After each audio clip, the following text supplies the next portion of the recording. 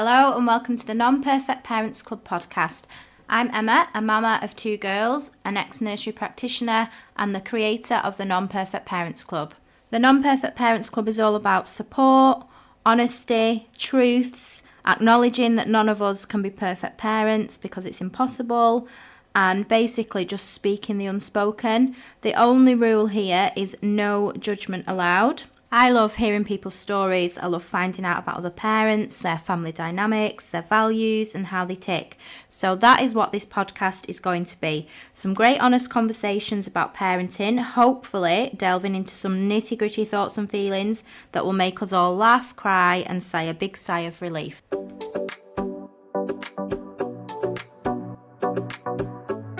Hello and welcome back to the Non-Perfect Parents Club podcast. Today I'm joined by Emily. Hi Emily and welcome to the podcast. Thank you for joining me.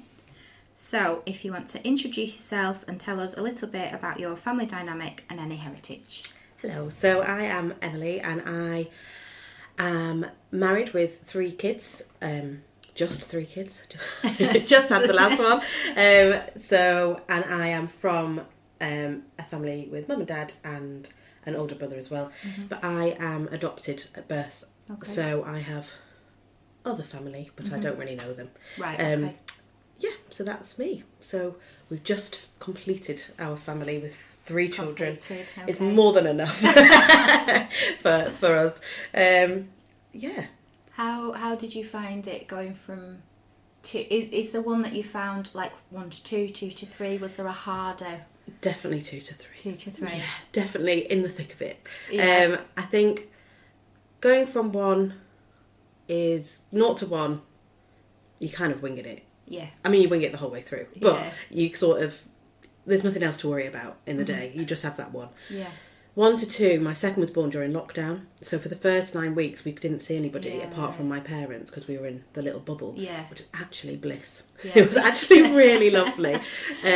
So we could get used to having a second and get used to feeding and everything like that without prying eyes and people giving their 2 cents and things. So which was lovely. And then, 2 to 3, when you want just that 1 so you can rest when they're resting, you've got to keep up the energy levels for the other 2 who are quite needy. So what's the age gaps between them then? So I've got nearly 6 and nearly 3. Okay. And then 4 months next week. Oh, yes. Oh, so nice. Very So sort of 3 years between the first 2 and then 2.5 years between the middle of the youngest. Yeah. Which is lovely. Yeah. And I think I always say the magic moments are even more magical. Yeah. But the chaotic moments are off the scale. Chaotic.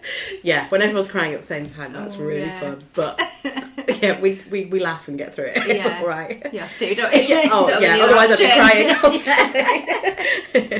constantly.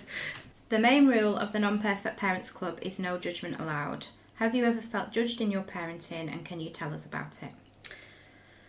Yeah, I mean, I hate judgment. I really, there's, nobody knows what is going on behind closed doors or why somebody does something for whatever reason.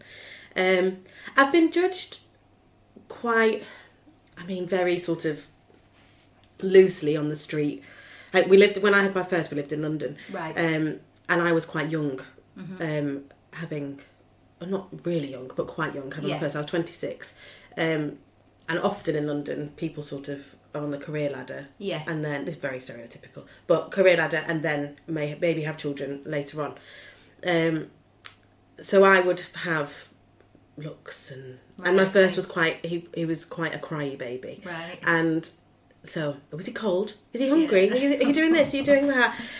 So that was always fun. But I suppose I won't call it judgment, but the hardest thing I find is the difference in how our parents have parented to how our generation, I suppose, parents. Yeah. So I will often give 2 choices for my child to pick from, which my parents are like, I would never give a choice, which is absolutely fine. That's how you did it, but I have chosen to do it this way. And I think I feel like we have the conversation a lot that we're taking the long route of parenting to then create I don't know, a more well-rounded being, yes. I suppose. No, I completely agree with that. I'm the same, Yeah, which is hard, isn't it? Because I think that, again, I'm not judging my parents' generation of parenting. Times have just changed. And there's a lot more knowledge out there now, and I think that we have chosen to do it like this and sort of to have conversations with the children about decisions and behaviour rather than just putting in an action and saying, this is what you're doing. Yeah. So, so it's not especially judgment. Well, it might be on their part, but I'm taking it not as judgment. But yeah, so not necessarily judgment, but just a different way of doing it, I suppose. And that's choices. Yeah. I think if my mum was listening, she would agree. Yeah. That's what... It's funny, because I do the same thing. I always offer the girls choices. I've always done that. And my husband is very much, I think he whereas I'm, obviously my background is childcare and education, so I've done all like the development side, blah, blah, blah. But my husband's very much, I think, just parent how he was parented, which is fine, but I'm just very different to that. So he always says to me, you give them too many choices. And I'm like, I don't, I'm just giving them, like, they're too, and then they can pick, and it's also like encouraging them, isn't it, to be able to make choices and decisions, because I'm awful at making decisions. And I'm trying to, like, sort out my inner child there. Like, I can't make the decision. I don't know what to do. So here's two. What do you think's best? Yeah. It's interesting, isn't it? And I think, like you, I've got a background in understanding development and brain development and everything. And I think the more you know about that sort of stuff means then you can put it into practice. And if it doesn't work, it doesn't work. You can try something else. And for some children, maybe choices wouldn't work, and that would be a bit overwhelming. And there are certain situations where I've given a choice, especially to my eldest, and that has just thrown him over the top. And then you're like, okay, let's reassess. Like, I'm just going to tell you what we're doing. But I think it's that middle ground, isn't it? It's like, I'm not just going to go, I'm not only ever going to give you choices, which will either help or not help a situation, or I'm going to just tell you exactly what you're doing. And it's that sort of... like that authority. I'm not very much I'm your parent, so you have to do what I'm told. Again, there's some cases where that you're like, you need to hold my hand across the road because that's a safety thing. But I think there's times when it can be you can work in the middle of that. I think, rather than rigidly sticking to one. Yes, I agree. Now, everyone always says this is like a totally loaded question. How do you feel about parenting? Good, bad? Has it changed you? And do you have any regrets? Oh, that is a loaded question, isn't it? I love being a parent. I find it... If I was doing this maybe a year ago, my answer... Well, I'd still love being a parent, but now I've got 3. I find it the hardest job in the world. And it was hard before. But I'm in the thick of newborn. So that's also like, oh gosh. But I think all I ever played with when I was little was dolls. All I've ever worked with is children. Sorry. So I've never not seen being a parent in my life. It came a bit sooner than we anticipated, but equally I would never change that because we wouldn't have the children that we've got now. I absolutely love it. I think it's great. I think it probably has changed me. I still am to a certain extent, but not as much because we can't be. But I was very social, and when we lived in London and we went out with friends a lot, we were all just couples, so it was, you'd go for a Sunday roast, which would then end up in Sunday pizza, and then it was and then you'd end up having drinks, and it would all just, we were very much like, we lived a nice little life of other couples and other friends, as you do when you're in your 20s. And then, to a certain extent, you can still do that, but not so much. We were also the first of our friendship group to have children. So that changes things. And only now, actually, are a lot of my friends having children. So I've now finished with 3, and a lot are just having their first, which is lovely because then you can sort of help, and you can be on the other side of, this is a phase, honestly, it really is a phase. It will end. Whereas when you're first, those sleepless nights are never ending. There's no end in sight. You can't ever imagine that your baby will ever sleep again. Which I think is the biggest thing I've learned. Mm-hmm. I think this past week my baby has been waking up for 2 hours at a time in the night, wide awake, happy as anything. And you're like, why? But then last night she slept really well. So even then, but even a few days ago I was like, this is never going to end. This is it now. We're in. But last night she slept quite well. I was like, oh, maybe it will end. And then remind myself that, yes, it all does end. What have I learned? I think over time, definitely not at the beginning, but boundaries. Mm-hmm. Didn't have them enough at the beginning. In terms of what way? As in? Me setting them. Mm-hmm. For family and friends, I think. Uh-huh. And knowing my limitations with what I can deal with, I suppose. Which is always an ever learning experience. And I don't think I'll ever have it together fully. But yeah, definitely boundaries. I think with the first, again, you just go on instinct, but then you're not sure of your instinct with your first. So everyone's like, trust your gut instinct, and you're like, well, I don't know if it's right or not. So because I've never done this before. Mm-hmm. So I think I didn't set enough boundaries, especially of visitors and things like that, and why people were coming round was not always to check that I was okay. Yeah. It was more because they wanted to sniff a newborn baby's head, which is fine, but it's not what I needed at that time. Whereas now I think time's moved on. I've maybe got different friends. Mm-hmm. I've moved from London to Lancaster, so I'm not around a lot of people. And I think, just who I'm willing to spend my time with, which sounds really awful actually, doesn't it? But I think... No, I completely understand that. Yeah, I think I want to feel good after spending time with people. And I think that's... Just because our babies might be the same age doesn't mean that we're going to get on. But equally, I still love that. I love going to play groups or classes and meeting new parents, but I don't have to then be friends with them after. Yeah. And I think maybe at the beginning I was so craving having friends with babies because none of my friends had babies.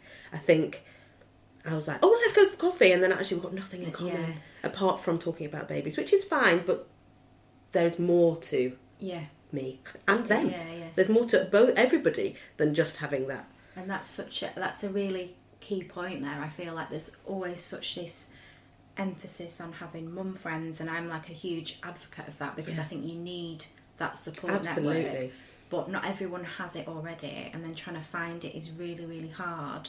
And like you say, sometimes you can meet people at groups and stuff, and you think, oh, our children are the same age, we can be friends, but you just don't click. No. And that's where it's okay to say, isn't it? Like, you know, or, well, not necessarily say, but you know what I mean? It's okay to not make that connection if you're not happy or comfortable with it. Absolutely. And I think only this time, with the third, have I felt that village of having friends who are there for you.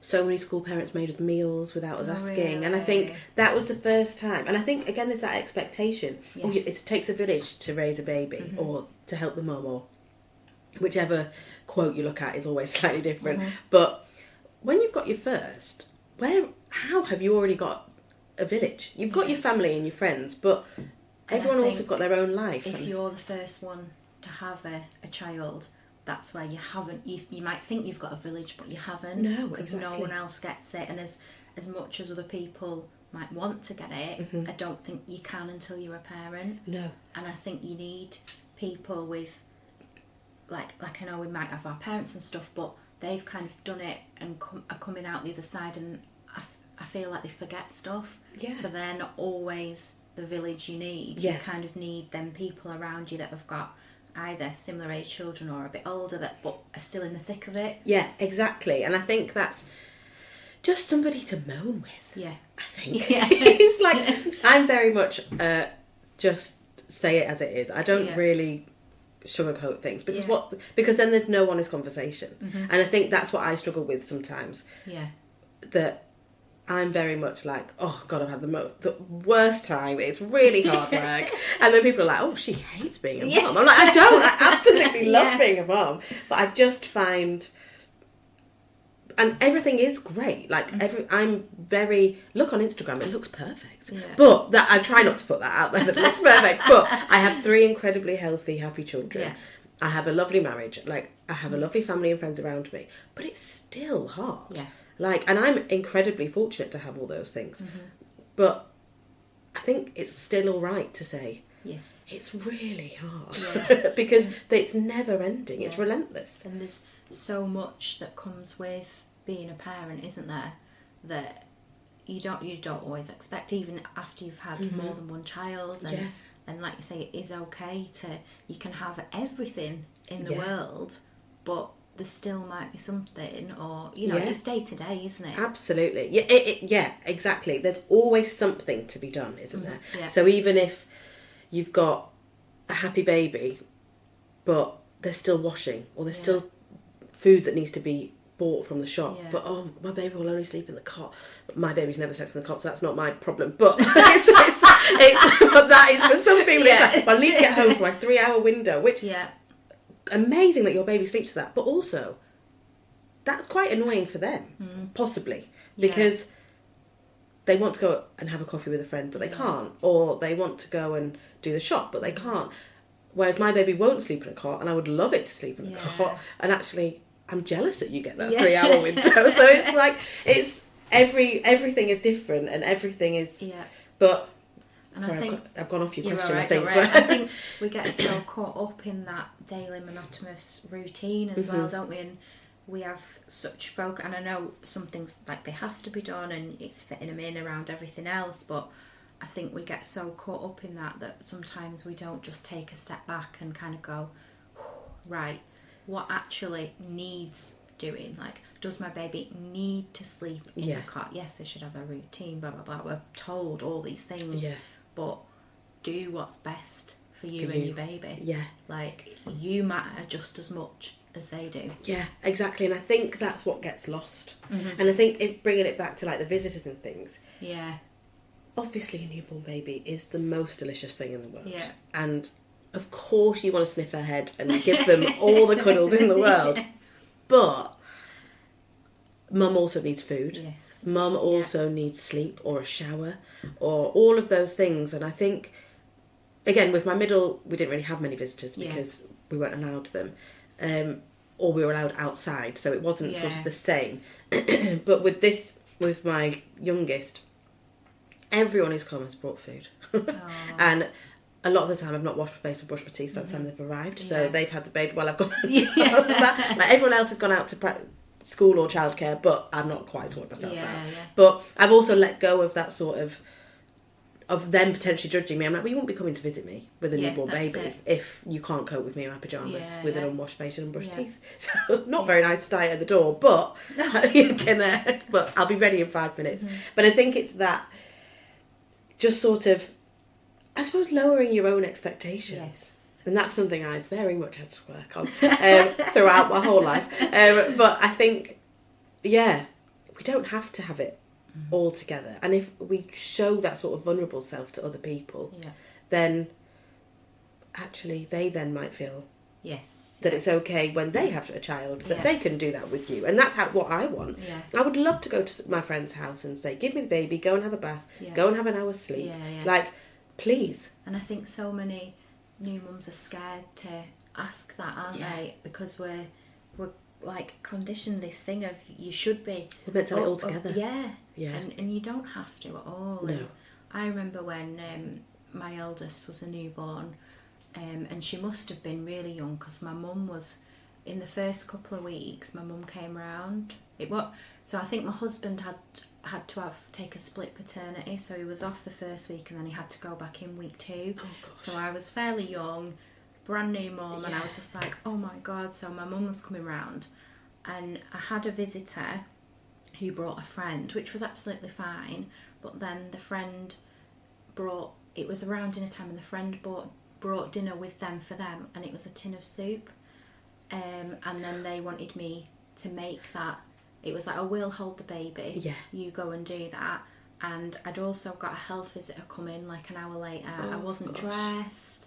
The house was like chaos, which was fine. But you know, when you just want to sort out. Yeah. And at the time, I didn't even think of saying anything. But now looking back, and as a mum, I just think, oh my goodness, like, why did they do that to me? Yeah. Like, you know, fine, bring your suit, but go and make it yourself. Absolutely. Like, I have no issues with that. Yeah. And it's just flipping that narrative that we're kind of sold, isn't it? That, we'll come round and snuggle the baby, you make us a brew. And blah, blah, we'll blah. help by holding the baby. Yeah. Whereas actually, in those first few weeks, all you want to do and all you need to do to form that attachment is hold your baby. Yeah.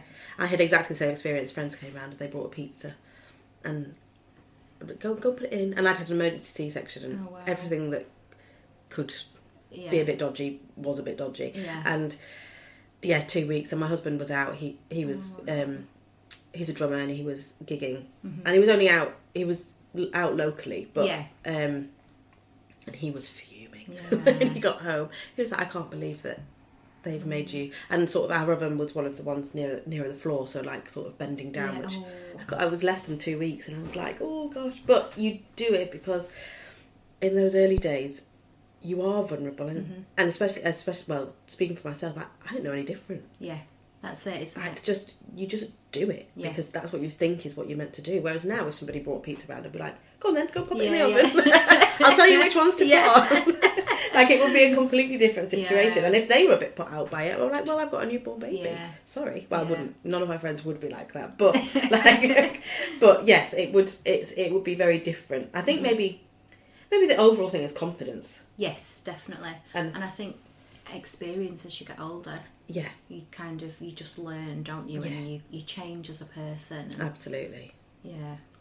I think if you said that you didn't change becoming a mum, I suppose you change without really realising it. Yes. And it's only when questions like that and you're like reflecting back on it, you're like, oh no, I have changed. I have changed quite a lot. But I think it's growth, isn't it? And I think that's fantastic. You've got.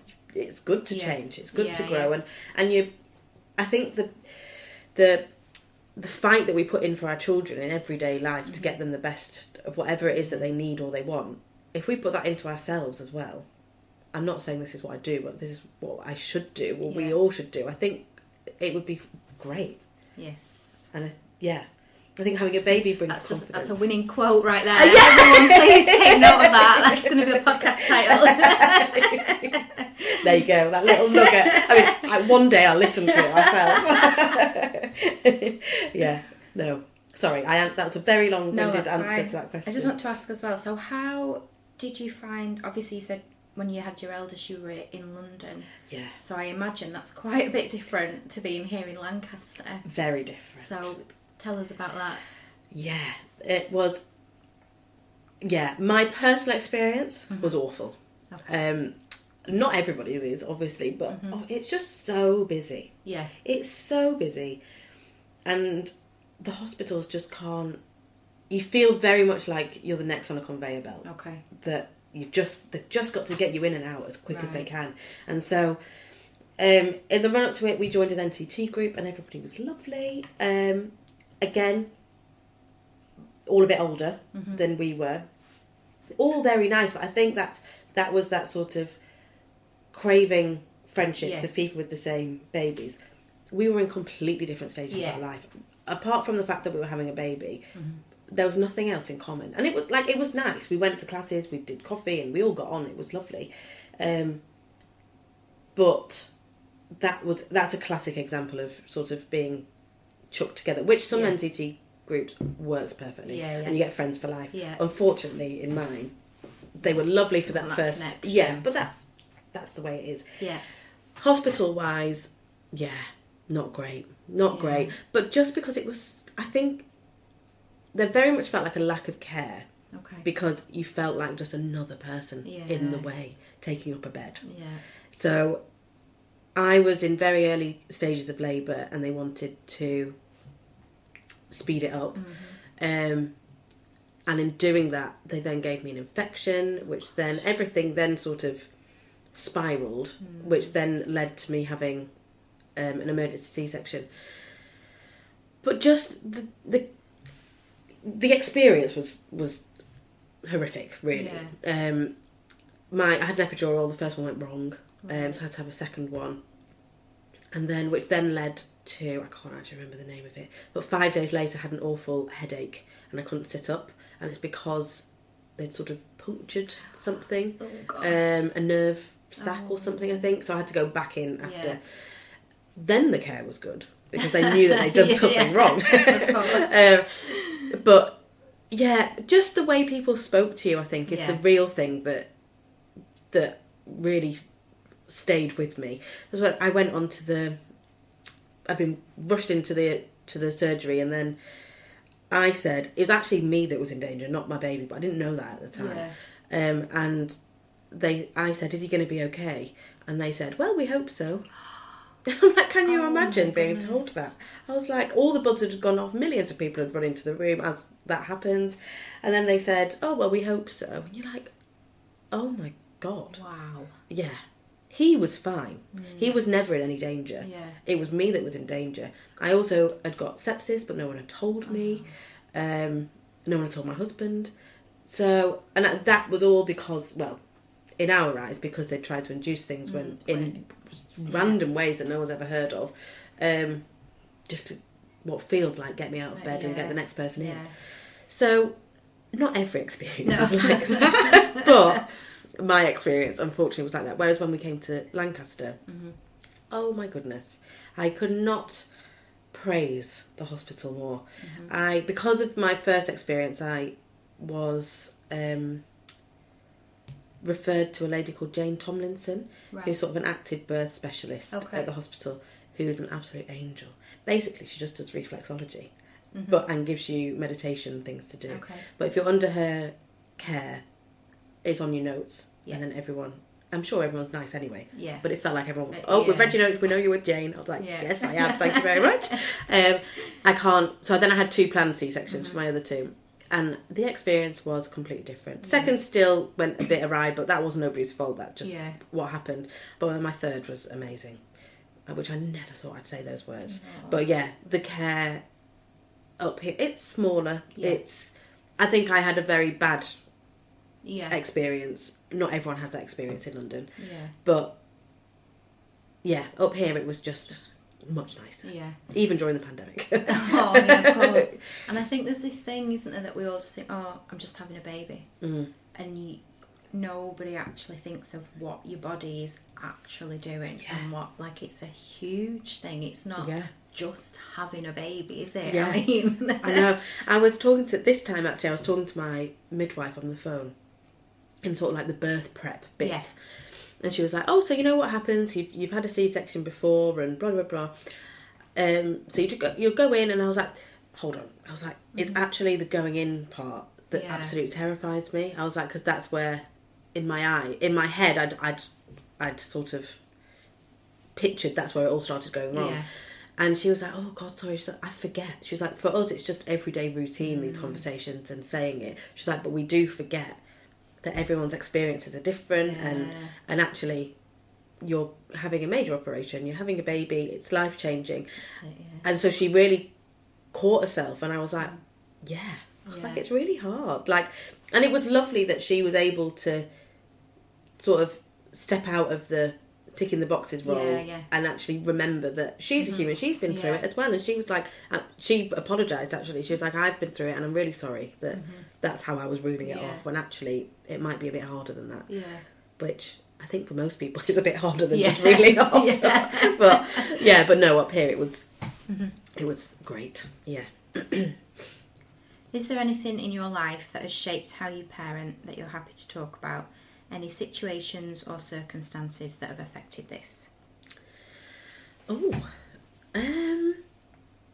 mean, adoption probably will have an impact.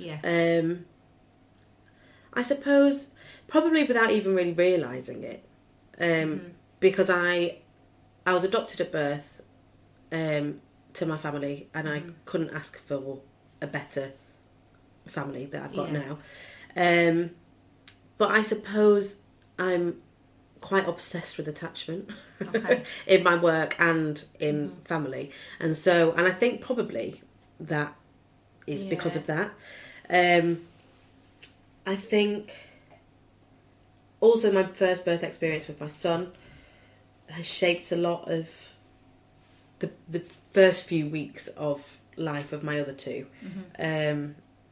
with visitors and me holding the baby and making sure that I'm okay. But it's a trick. So it's a hard one. Did you always know that you were adopted? Yes. So all I remember is whether this is true or not, or I've just made this up in my mind. I'm not sure. But I remember being in bed with my mum next to me, and she just saying that I was special. That's all I really remember. I was about 5 when that happened. Yeah. And so from that point on, I've just always known. Yeah. What else was happening? Whether she said that, whether we were in bed, I don't know. But in my head, but I suppose that's quite nice. It's a nice little safe space, and mummy putting you to bed and telling you this. My birth parents were Irish, and so and she was only 16, I think. Right. So, and obviously, there's very strict rules over there. And she'd already had, and they were Catholic as well. So just to add to it, and she'd already had another. So there's only 10 months between me and my biological sister, which is crazy. And they kept her, but they put me up for adoption, so I was kept a secret. There has been, I've never had personal contact with them, but it was through a charity. So they've reached out and then pulled back. Okay. And so when they've reached out, we've given them information. And then I've reached out, but then never had anything back. And I think at some point it would be lovely to meet them, just to say hi. Yeah. So is your sister younger or older? Older. Okay. Yeah. So she was. She was born, I think, in the December, and then I was the next October. Yeah. They do say it's Irish twins, well, I know, don't they? You think of anything worse? God. Yeah. So I think in terms of keeping it a secret, she'd only just had a baby, so it's probably quite not easy, but easy. And then I lived with a foster lady for 3 months, and then came to live with my mum and dad and my brother. Which is the best. It's the best thing that ever happened to me. Yeah. Because I wouldn't have had any of the opportunity that I've had in life, and I've had an incredibly privileged upbringing, because of that happening. Yeah. I play the violin, and I play a lot of Irish music, so it's quite nice that I kind of and that came quite naturally to me. Yeah. So whether that was something that's been sort of is in the genes, I don't know. Yeah. But I think if I hadn't been adopted, they wouldn't have been able to afford instruments. So I might never have realised that. Yeah. So, and I think when I think about it like that, there's lots of lovely ways I've sort of honoured the fact, like sort of the Irish heritage and that part of me, I've been able to do in different ways, which I think is quite nice. And my parents have always been incredibly open. Yeah. They told me at age appropriate times things that needed to be told. I mean, it's not that complicated a story, really. There's no real sadness or anything like that. It's just it wasn't right. Yeah. I'm quite lucky in that sense, and I don't feel like I have suffered. A lot of people, I work with a lot of children who are adopted who then struggle for a lot of their years of understanding or their trauma that may have happened whilst before they were born or after they were born, depending on when they were adopted. I've not had any of that. Yeah. So I've had a very sort of a smooth sailing life, considering. But it's.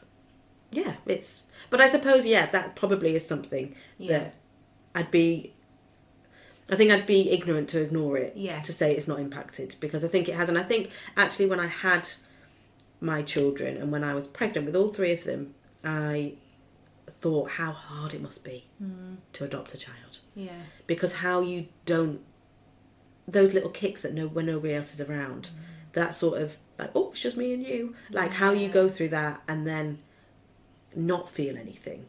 That kind of made me just feel a bit sad that whatever state anybody is, any birth parent is in at that stage, it must be really hard.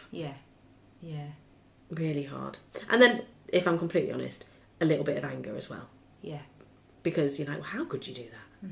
For me, it was the right decision, and I think for a lot of children it's probably the right decision. But but mainly sadness to be like, oh gosh, that to make that decision in life is must be the hardest thing to ever go through. But then I am eternally grateful that that's what she chose to do, because I have lived and am living a lovely life. What is your biggest value when it comes to parenting? This is one I thought about, and I found it really hard to sort of pinpoint things. I'm interested to hear your answer on this. I think, I don't know if it's actually probably classed as a value, but as safety and secure attachment. Again, of course, what else would it be? I think as long as my children and my family feel safe, and that's physically safe, but also safe to talk. I was going to say, define what that means, because some people will hear that and think the literal sense, whereas I'm guessing there's a bit more to it than that. I'm all about communication. If they're safe to talk about things, I think then generally you're safe. Obviously there's outside factors that you can't, there's no point in thinking about because it's too scary, but if I can bring up a family that is confident in talking about anything, I'm happy. And because most problems you can not necessarily solve, but we can reduce. Because I think, and you can't if you're doing it on your own, especially a little 5-year-old, you can't. It grows bigger and bigger and bigger, and then it's massive, and then 2 years later you realise actually it was about this tiny little problem and we could have solved it 2 years ago. So every mealtime, I don't know what people will think of this, but every mealtime we sit down and we do a few little games to help. And my 2-year-old joins in with this. She has no idea what we're doing, but she joins in, and every couple of weeks her answers get better as she is learning. We do what was your favourite part of the day and what is your traffic light for the day. So favourite part of the day is quite normal. What did you enjoy most about the day? And it could be anything. Like sometimes if they don't know, they're like everything. And obviously it's not big. But then sometimes it was playing rough and tumble with daddy. And then it's something nice, or like my middle one is obsessed with her older brother, and she's like playing with you, and I think that's like, but that is her favourite part of the day. And I think for a 2-year-old to be able to sort of, often obviously we have to go back on what we've done on the day, but I think that's nice that she's able to reflect and vocalise what she's enjoyed. And then the traffic lights is sort of where the safety part comes in, because that's sort of, if you've had a good day, it's green. If you've had orange, a bit good or a bit bad, and a bad day, red. I think, and I suppose there probably will be differing views on this, but I think if it's okay to let your child know if you've had a good or if you've had a bad day, and it's okay to let them it's okay for them to see you be frustrated or a bit sad, or I wish I could have done this a little bit better. Like, I think that's healthy. That's a difference in parenting, I think, from our parents' generation to now. But I think, and sometimes, if I'm honest, I will choose an orange day just to let them know that, even if I've not really had an orange day, just to let them know that, this didn't quite go right, and it annoyed me. But what did I do to make it? So also it's teaching them that you can have a bad start to a day, but it doesn't mean your whole day has to revolve around that. And I think that is also quite a nice teaching thing. But it just opens up conversations. So my son in reception would often come home and have complete meltdowns, and was, I think, just come through exhaustion. Yeah. And he's such a good boy at school. Like, he is that sort of stereotypical, probably goes under the radar a little bit because he just gets on with it. But then comes home and it all spills out. And sometimes it all spilled out and there was no reason. It was just because he was tired. Yeah. But sometimes it spilled out and he couldn't talk about it. And there's no point asking. When they're in that state, there's no point asking what's wrong because they can't talk. Their brain is switched off. But at dinner time, when you've opened those conversations, I'm not saying, why did you have a meltdown? Yeah. What happened at school today? But he can say, oh, it was an orange day. And then, would you like to tell us why it was an orange day? And then it might come out. Yeah.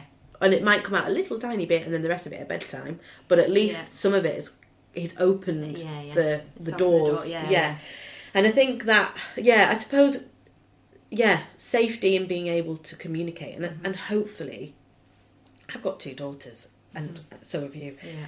And that terrifies me for as they grow up and enter teenage years and all of that sort of stuff. So if we can, and obviously having a son as well, that I feel like it's a different. I can't obviously speak because I don't have. But sons, it's a slightly different Yeah. worry. I don't want him to get in with the wrong crowd. Yeah. But I think he's too sensitive to get in with the wrong crowd. Yeah. I have different worries about him.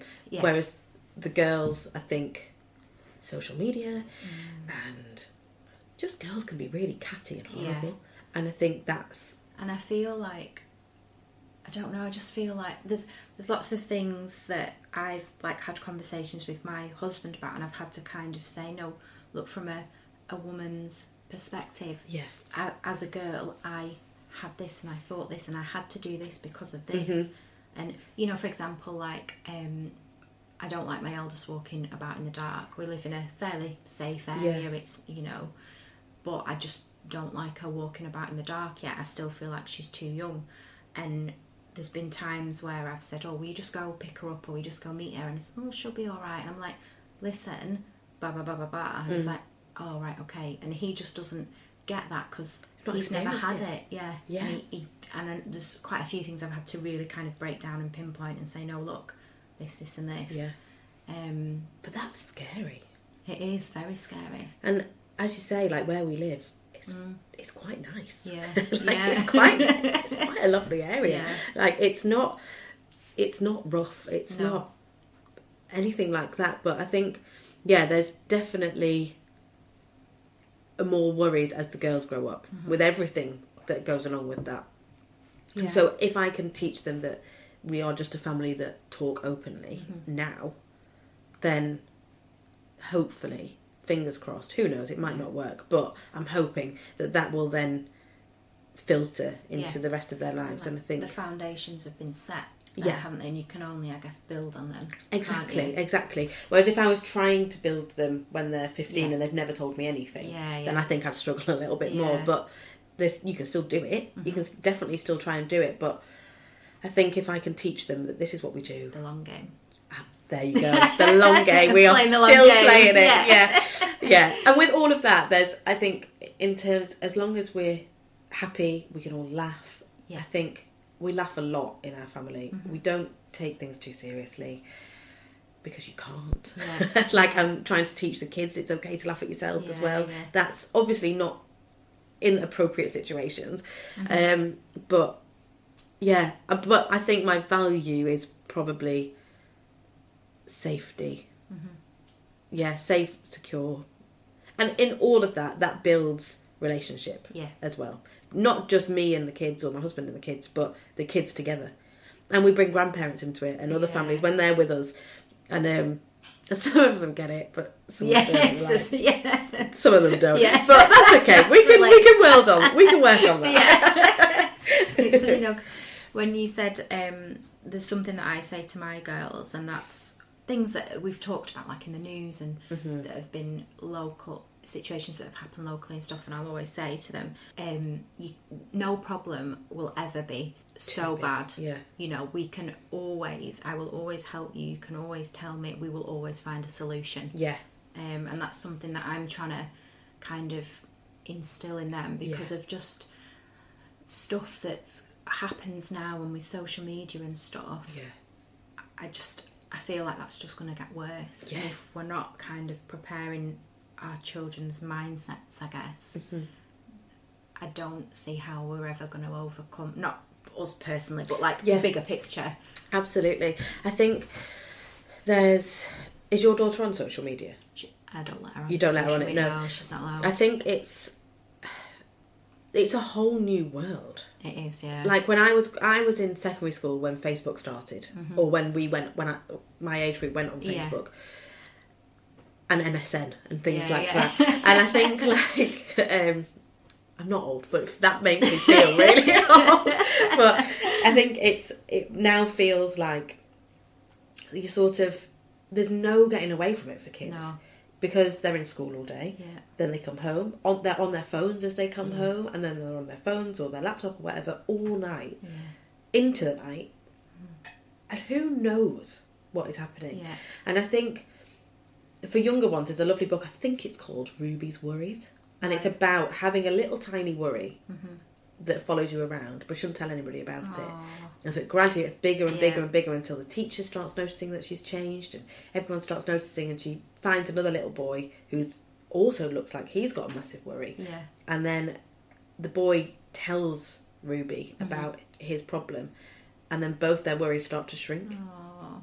And I think it's such a lovely visual way of children realising that, but it is scary. It's really scary to tell somebody your problem. If you've been worrying about, if something's happened at school and it could have happened at 9:30. Yeah. They've got to wait till 3:30 till they're back home. Yeah.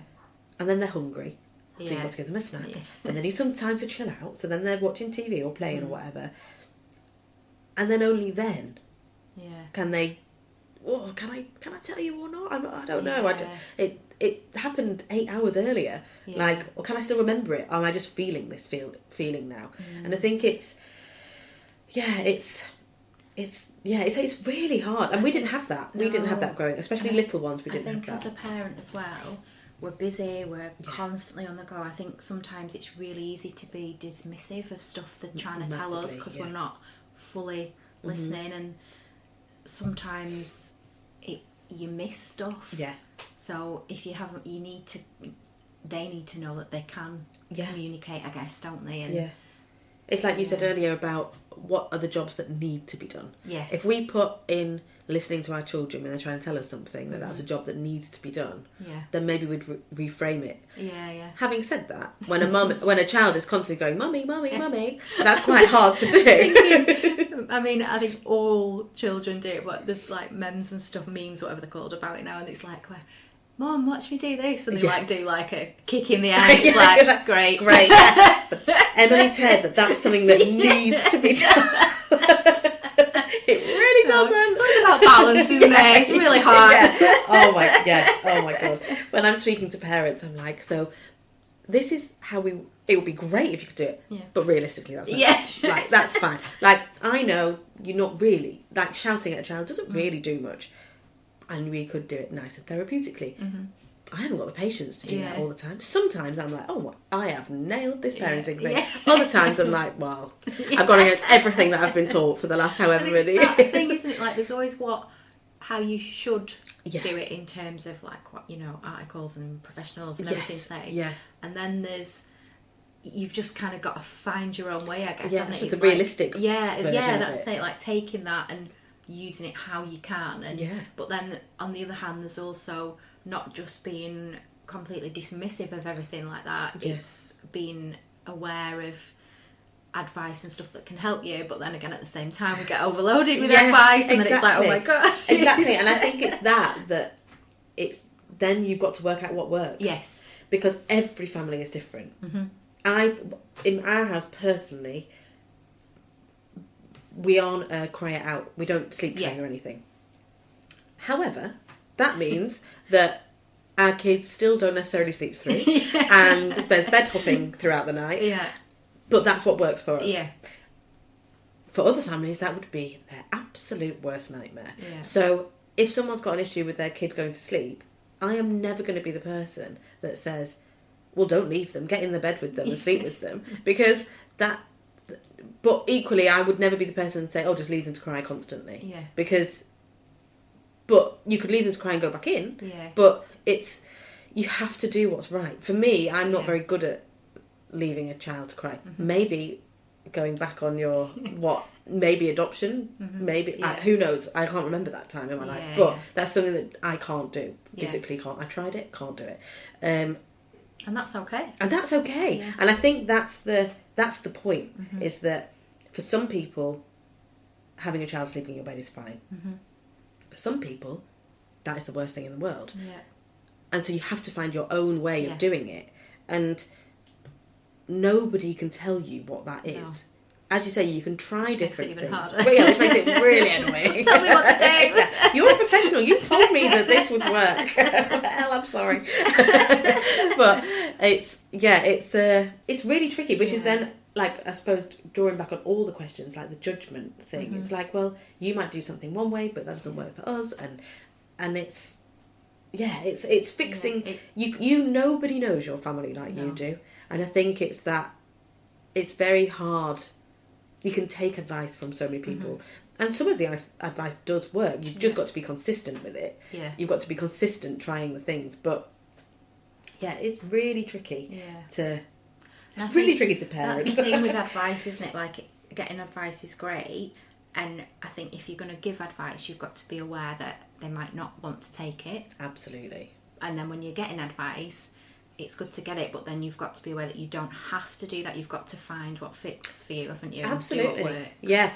When I'm meeting parents for children that we were doing therapy for, it doesn't work if the parents aren't ready for their child to have therapy. So if school have referred them, but parents aren't on board with it, it doesn't work. Yeah. And the child can work as hard as they can when they're with me, and I can work as hard as I can when I'm with them. But if nothing else is willing to change, then nothing will really change. The advice I give parents, as you say, might work, might not. Yeah. But you've got to try it. Yeah. But then if it doesn't work, absolutely fine. Come back and let's try something else. That's the thing. It's that open communication. Yeah. If you try something and it doesn't work, you're not a failure. Absolutely. It's fine. Not. It just doesn't work for you. There's other things that you can do. And massively, yeah. And I think it's being vulnerable again, though, isn't it? Saying, oh, we did try it, but it didn't work. Or actually, I as a parent found that a bit too hard. Yeah. If somebody advised me to get my kids to sleep in bed all night, to try crying it out, I would probably give it a go because someone had told me to.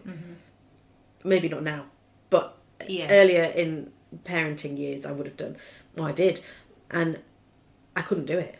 I physically couldn't do it. My child probably would have learned to sleep, but I couldn't do it. And so, but if I had to go back to a professional and say, I'm sorry, but I was too weak. But I wasn't. It just didn't. It just hurt my heart. I couldn't do it. Yeah. So, but I think I would have struggled to say, oh, I couldn't do it. Yeah. And maybe I'd have blamed the kid. Yeah. Maybe I'd have said it didn't work for him. So, maybe I would have even said it was my issue.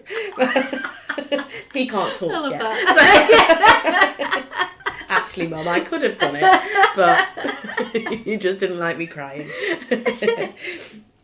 What has been your biggest challenge so far? What has been my biggest challenge so far?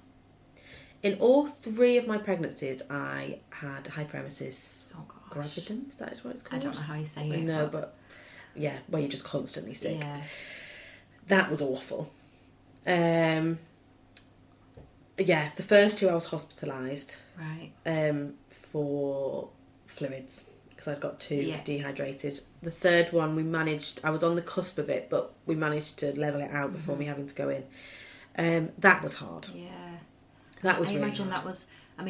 Imagine that being hard enough with your eldest, but then again, because you've already got other children. Yeah. Yeah. But the second, we were in lockdown. Excuse me, sorry. We were in lockdown. And I was a music teacher at the time, so instrumental music teacher. Yeah. So I was just teaching online, and I'd have 15 minutes in between each lesson, and I would often just have to. Sorry, too much information. Just go and be sick, and then come back. But then sometimes I just have to cancel the lesson. Yeah, like So to a certain, but because we were at home, I could rest quite a lot. Yeah. Which was good, and that makes it better. Yeah. It doesn't cure it. You're still sick, but yeah, it does make it better. The first time was probably the worst, actually, even though I didn't have anyone else to look after. We lived in London. Money wasn't tight, but you have to earn money in London. You can't really. Both myself and my husband are self-employed, so we couldn't not go out to work. So that was quite tricky because I lost a job over it, actually, because I was not a full job, but I was working in a school, and I think I'd phoned in sick one day. My first day at the school, I was sick on the corridor. Oh no! Which was lovely. Lucky them. Maybe it then struck me off before I'd even started. But I'd only just found out I was pregnant, so I had to tell them, because otherwise I'd send you home because you were ill. And then I think possibly another time I'd had to phone up and say I can't come in, I'm too ill. And then the next time I was driving to work, and I was sick on me, so that I had to go home. Yeah. Anyway, they phoned up and said, "Don't come back." And I was like, "Oh, but there's nothing I can do. Like, I'm really sorry. Like, fine, if that's what that's fine." But yeah, that was hard. Yeah. Yeah. I found out I was pregnant after my hen do, actually. Oh, God. And I was still being sick. And I didn't even cross my mind that I was pregnant. And after 12 hours, my husband was like, "We should probably go to the doctor." So many people that say this, that are like stupid looking hungover. Yeah. And then they're like, "Why is my hangover not going?" Yeah. And then they're pregnant. It's absolutely ridiculous. It didn't even cross my mind that I could be pregnant. And I was like, I'd had an absolutely great... We went to Dublin and had a great time. And then, I felt awful on the last day. And everyone was like, "Oh, we're giving you a good hen do." And then, And my best friend, godmother to my first son, who's just had her first baby, actually, said, "Oh, wouldn't it be funny if you were pregnant? I better be godmom." I was like, okay. I was like, yeah, but I won't be. So went to the doctors. They took me to hospital and said, "Yeah, you're pregnant." Oh, gosh. And here's some tablets to stop you from being sick. They also said it might be twins if you're sick so much. Apparently that's a myth, but equally, I was like, "Oh my God!" I was like, "I live in a one-bed flat in London. I was like, a baby's enough. I can't have twins." It wasn't twins, but So that's probably that's. Oh, obviously, there's probably been other things, but physically, that's kind of that's happened 3 times. Yeah, that was a nice feeling when I knew that I never had to do that. Yeah, I was thinking you had it the first 2 times and you still had it. Oh, I know. Well, do you know what? It was a big factor though. It was like, "Oh, can I do it?" Yeah, but I knew so much more. Yeah. I knew what I needed to do. I took a week off work at the beginning when it was really bad. And I remember it because it was the week before February half term. So I took that week off because I was ill. I didn't just plan to take it off. I took it off and then had half term off. And actually, bar the odd day, that was the only sort of long time that I had to take off. Because we got the medication right. Yeah. I knew when I was having a bad spell what I needed to do. And I don't... Whether my memory has faded, but it doesn't seem like it was quite as bad the last time. It's awful, though. Yeah. It is awful. And you get a lovely, cute baby at the end of it. But while you're going through it... While you're in it, isn't it? Especially that first time. You didn't know how it felt to have a baby at the end of it. Yeah. Ooh, but no, it was... Yeah, it was hard, but... I'm done with that now, so I can laugh about it now. Last question. What do you wish you could change about parenting in general, as in for everyone? Oh, I wish we were just a more accepting society. I like that. Yeah. I mean, it's quite a big wish. Yeah. But I think if we just accepted people as they were and as they came to us, everyone would just be a bit happier. Yeah. And if there wasn't, I don't know, if there wasn't sort of societal standards that you're meant to live up to, but also because of those standards, people can't live up to them. Yeah. Because, well, one, they're too high, but it could be because of finances, because the way the country is at the moment, or but so many reasons that we don't know about, that I just wish you could click your fingers and everybody would be able to live in a level playing field, because that would be really lovely. All children would have the same opportunities. Parents would have the same opportunities. I think once you get stuck in a cycle, whether it's a positive cycle or a negative cycle, it's very hard to get out of it. And so however hard you try, and my goodness, I meet people who try so hard, but it is so hard to get out. And because of finances and because of housing and food and jobs, but you can't have a job if you've not got childcare. But if you can't afford childcare, then how are you going to get a job? So, and that gets a bit political, so I'm not going to go there. But it's all of that sort of stuff. If we could all live if it could all be just level playing field for everybody, that would be my dream. And then there'd be no judgment. Yeah. If you've enjoyed this episode, please don't forget to follow, share with other parents you know, and if you could leave a review on whichever app you're listening on, that would be amazing. A new episode is released every Monday, and if you follow or subscribe, you will get a notification to tell you when a new episode is live, and this is often before I release it on social media. If you would like to be a guest on the podcast, please get in touch via any of my social media channels, website or email. Thank you, Emily, for joining me on today's podcast. It's been great to have you. And thank you to everyone for listening.